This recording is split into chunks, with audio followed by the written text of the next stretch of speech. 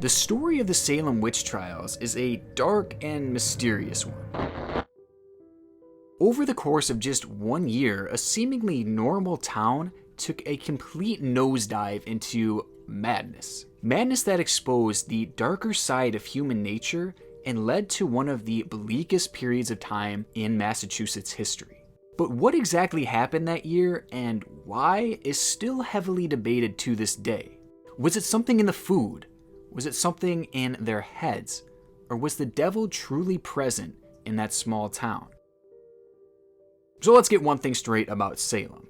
This place was bustling back in the day. And for a brief period in time, it was the only colony to have direct shipping with China. And this exclusive trade allowed merchants to really mark up the prices on spices like black pepper, and they would make a fortune because of it. So the area was kind of killing it, and for lack of a better word, you could say it was lit. Dumb, stinky, lit. It's for the younger demographic out there.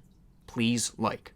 Life was really good over there in Salem, if you could survive the horrific, disease-ridden winters, but that is a minor detail. Now, I think it's important to paint a picture of what this community was like at the time, and one word that I can think of to describe it would be religious. Like, really religious. Salem was home to a large group of Puritans who took religion more seriously than anything else. I mean, here's a quote from an actual minister at the time of these trials. "The whole life of a Christian should be nothing but praise and thanks to God.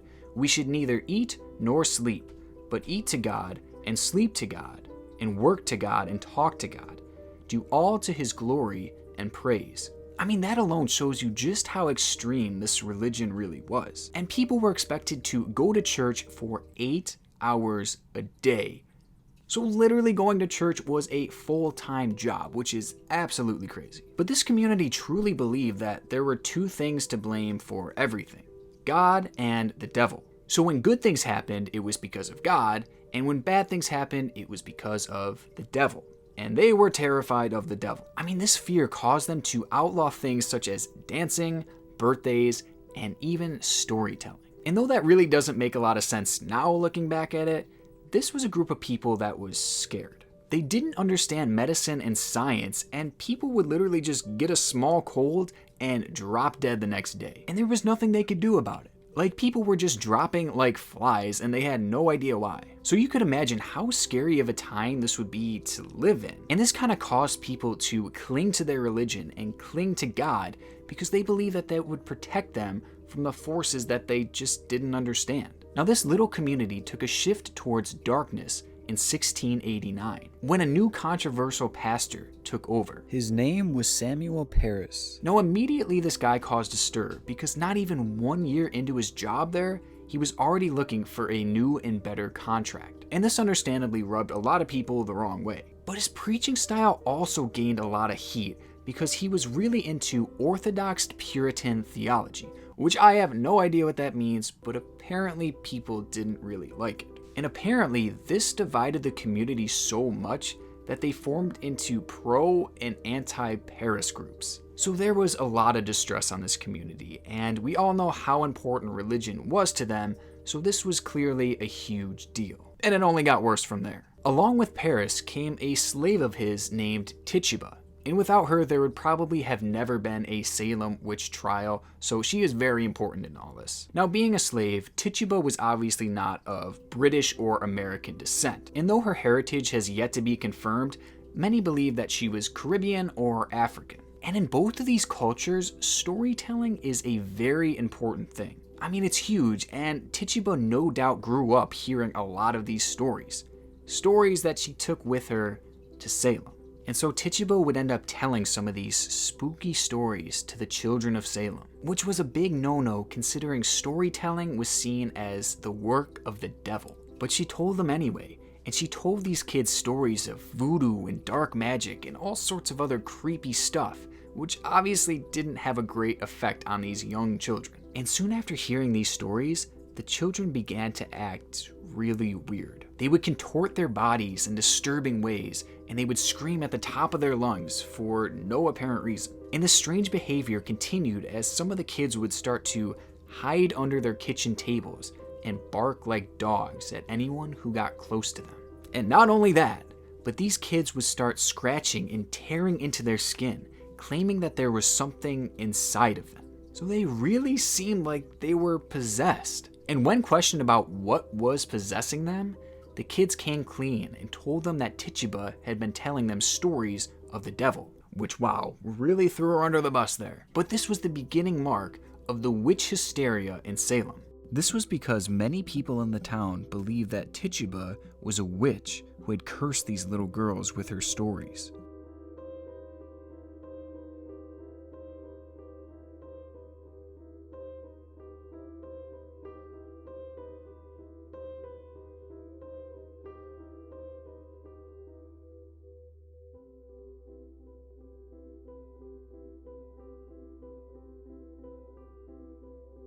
And over the course of the next year, 20 people would be killed, with hundreds of others thrown into prison. Here is a brief timeline of those events.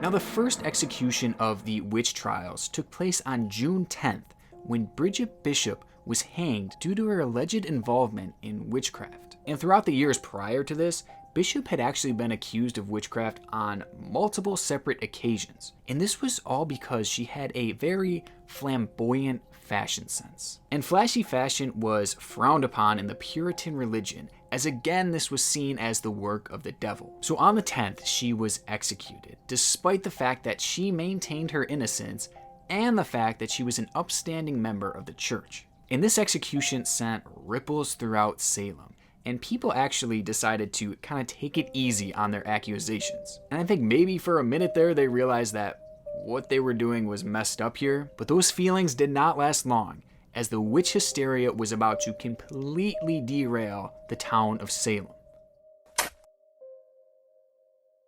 Now, after about a month of no executions, the people of Salem just said screw it, and they popped off. On July 19th, 5 people were executed due to suspicions that they were witches. These 5 were Sarah Good, Elizabeth Howe, Suzanne Martin, Rebecca Nurse, and Sarah Wilds. And something really terrifying happened this day. When Sarah Good was about to be executed, she turned to the clergyman Nicholas Noyes, and she said, "If you take away my life, God will give you blood to drink." And if somebody said that to me, I would be out. Like a light, eh? And also, this guy's last name is literally Noyes. Noyes. That's pretty silly, right? No, not really. But what makes this story so fascinating is that Noyes actually died unexpectedly years later due to hemorrhaging in his mouth. So he literally choked on his own blood and died because of it. And Sarah Good said that he would drink blood, and he died from, oh my god, okay, this is too much. So perhaps Good really did curse him, which means maybe she was actually a witch.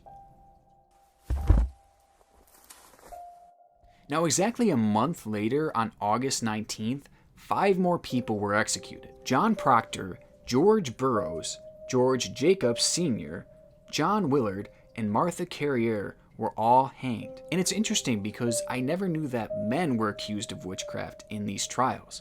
Like, for some reason, I remember hearing that it was only women that were executed. So it's nice to know that Salem was a sexist-free community.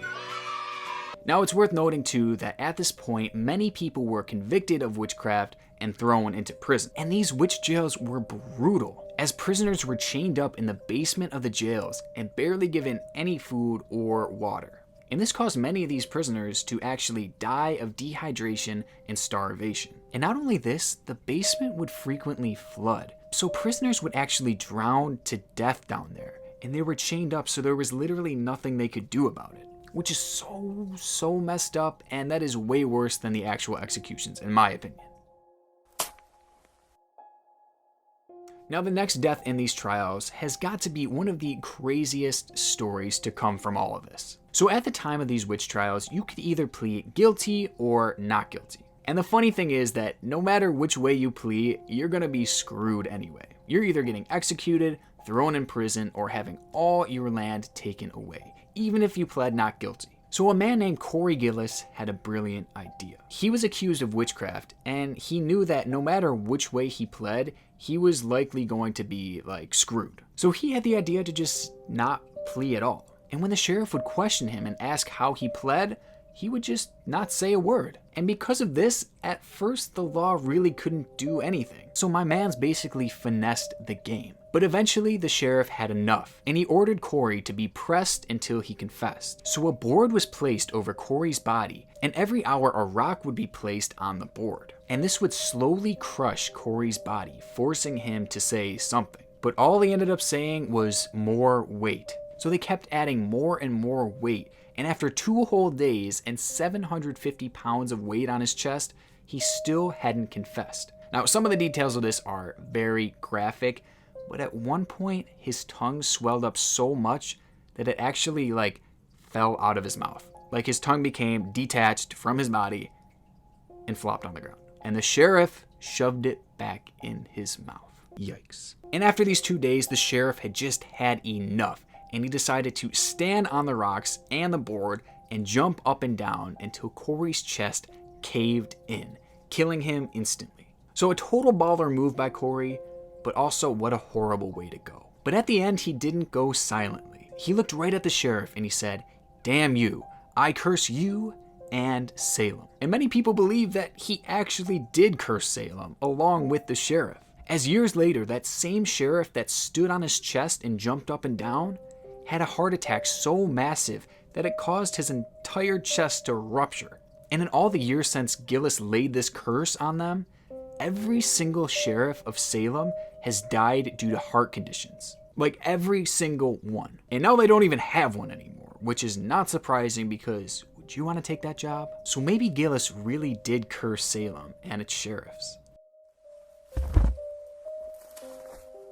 Now the next executions took place on September 22nd, when Martha Corey, Mary Esty, Alice Parker, Mary Parker, Ann Putitor, Wilmot Red, Margaret Scott, and Samuel Wardwell were all hanged for witchcraft. And at this point, these hangings had become a spectacle is what I meant to say.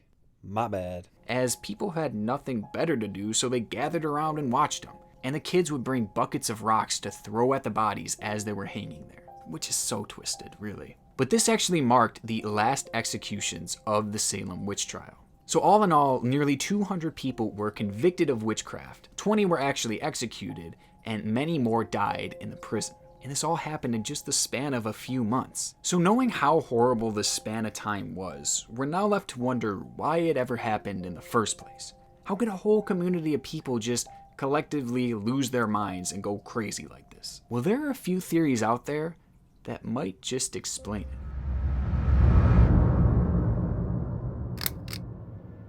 So the first theory is that the Salem Witch Trials all started because of fungus. Now there is a parasitic fungus out there called ergot, and ergot is a full-blown psychedelic. So it causes people to see, hear, and feel things that aren't actually there and aren't actually happening. So this fungus would regularly grow on grains, which was a huge part of people's diets back during this time. And back in the day, there was barely any safety or health regulations on these grains. So ergot poisoning was somewhat common back in the day. So maybe it's possible that the people of Salem were eating tainted grains. And maybe this is what caused the little girls to act strangely in the first place. I mean, after all, hallucinogens like this would most likely affect little girls the most due to their small size and small body weight. So perhaps they were eating tainted grains which caused them to hallucinate and maybe act like they were possessed. And what's also interesting is that this fungus typically grows in cold, damp environments,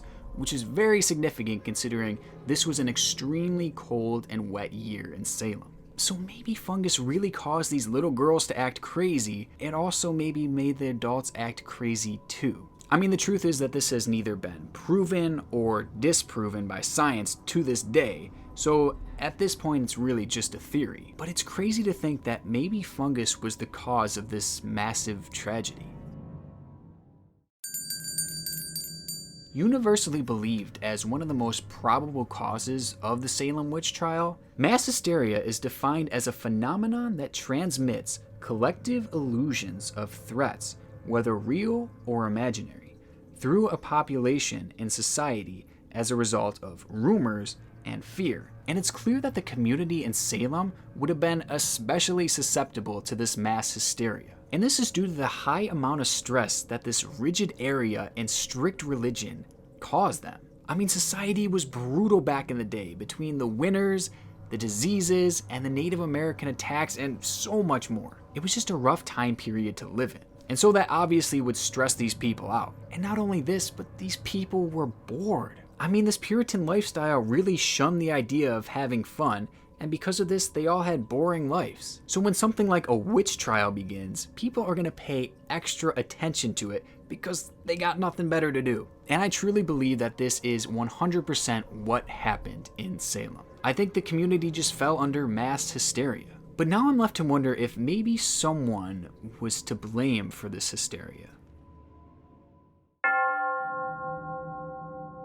Now our next theory is that this whole witch craze was all cultivated by Paris, the new pastor in the area. And the belief is that he started this hysteria to draw people back into the church. Now remember, the town was extremely divided thanks to the controversy surrounding Paris. And church attendance was starting to go down as people were losing faith in their own faith. So maybe Paris knew that he had to bring the community back together. And what better way for a community to come together than tragedy? So maybe he asked the children to start acting strange to spark the witch craze. And from there he may have promoted the idea that witches had infiltrated their community as a way to force people back into the church. And what's also interesting is that most of the people who were convicted of being witches were those who didn't regularly attend church, or they shunned some of the basic beliefs of the church. And oh my god, this actually makes way too much sense. Also, the family that appointed Paris was called the Putnam family, and they were so wealthy that they basically had control of the entire town at this point. And interestingly enough, many of the people who were accused of witchcraft happened to be enemies of the Putnams. So perhaps the Putnams came together with Paris and they created this mass hysteria in a way to benefit them both. I mean, it's really dark, but they both did benefit from this horrific tragedy and these horrific events. And just looking at this theory, I think it's at least partially true. I mean, how deep their involvement actually was is impossible to say, but they no doubt added fuel to this fire. And they had no reason to try and put it out because they were benefiting from it. So for that reason, I also think that there is truth to this theory. And then of course, there's the theory that witches truly were practicing in Salem. And though there's no evidence of that, there is one thing that is for sure. There was evil present in that town. And whether it be the responsibility of man, the devil himself, or both, is ultimately left for you to form your own opinion on. What's true now though, is that Salem has embraced its past. The same past that once brought it shame. Initially, for hundreds of years after these trials, it was illegal for anyone to mention them in that town. But today that past is celebrated and learned from, as the tourism brought there because of these trials has ultimately helped the community in a tremendous way. And it's also become a hotbed for those who actually practice witchcraft, which is very funny and very ironic. It's crazy how things really change there. But this past will always serve as a reminder of the dark side of human nature.